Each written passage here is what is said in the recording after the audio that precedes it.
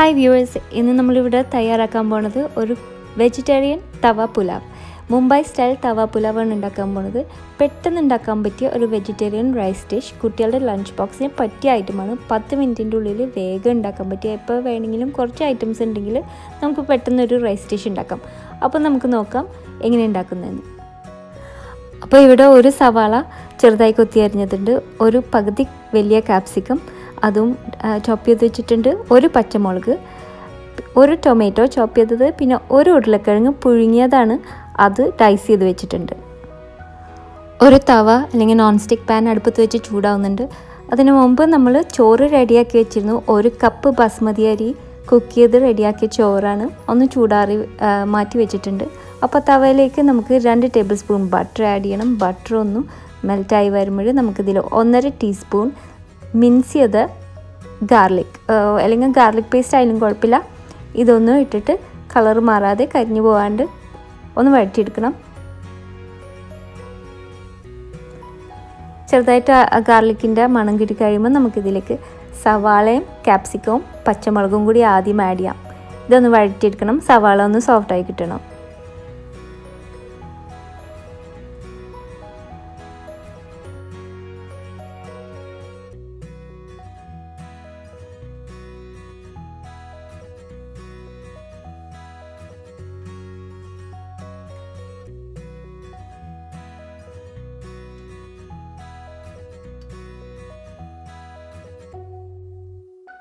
അങ്ങനെ സവാളയും കാപ്സിക്കവും ഒന്ന് വഴറ്റി റെഡി ആയിട്ടുണ്ട്. ഇതിലേക്ക് ഇനി ചോപ്പ് ചെയ്ത് വെച്ച ടൊമാറ്റോ, പുഴുങ്ങി ഡൈസ് ചെയ്ത് വെച്ച പൊട്ടാറ്റോയും കൂടി ആഡ് ചെയ്യാം. ഒന്ന് നന്നായിട്ട് മിക്സ് ചെയ്ത് കൊടുക്കാം. ആ പൊട്ടാറ്റോ നന്നായിട്ടൊന്ന് ചൂടായി കിട്ടിയാൽ മതി. ഞാനിവിടെ നടുക്ക് കുറച്ച് ഓയിൽ ഒഴിച്ചിട്ട് 1/4 ടീസ്പൂൺ നല്ല ജീരകം, ചെറിയ ജീരകം ചേർത്ത് ഒന്ന് പൊട്ടിക്കുന്നുണ്ട്. അത് വേണമെങ്കിൽ ആദ്യം ചേർക്കാമായിരുന്നു, ഞാൻ മറന്നുപോയതാണ്. ചെറിയ ജീരകത്തിൻ്റെ ടേസ്റ്റ് ഇഷ്ടമില്ലെങ്കിൽ അത് ഒഴിവാക്കാം കേട്ടോ. പക്ഷേ മുംബൈ സ്റ്റൈൽ ഈ റെസിപ്പിയിൽ അത് അത്യാവശ്യമാണ്.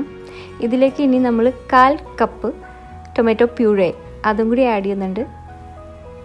സൂപ്പർ മാർക്കറ്റിൽ നിന്ന് മേടിച്ച ടൊമാറ്റോ പ്യൂറേ. ഇത് നന്നായിട്ടൊന്ന് കുക്ക് ചെയ്താൽ എണ്ണ ഒന്ന് തെളിഞ്ഞ് വരണം. ഇനി ഇതിലേക്ക് 1 ടീസ്പൂൺ മുളക് പൊടി, 1/4 ടീസ്പൂൺ മഞ്ഞൾപ്പൊടി, പിന്നെ കുറച്ച് സ്പൈസസ് ആഡ് ചെയ്യാം.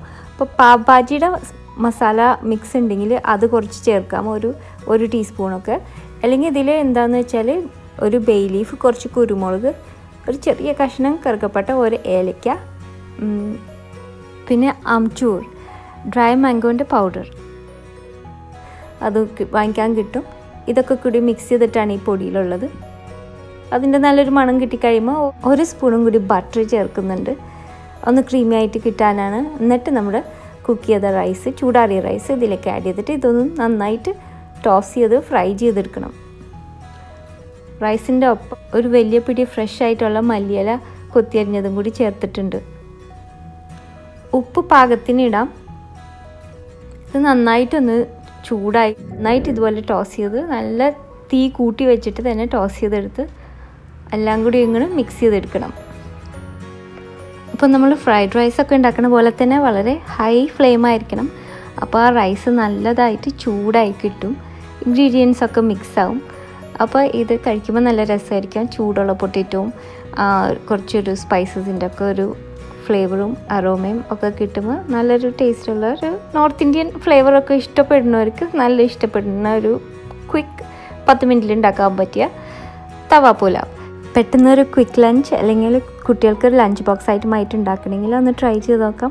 ട്രൈ ചെയ്ത് നോക്കിയാൽ ഉറപ്പായിട്ടും വിവരം അറിയിക്കാൻ മറക്കരുത്.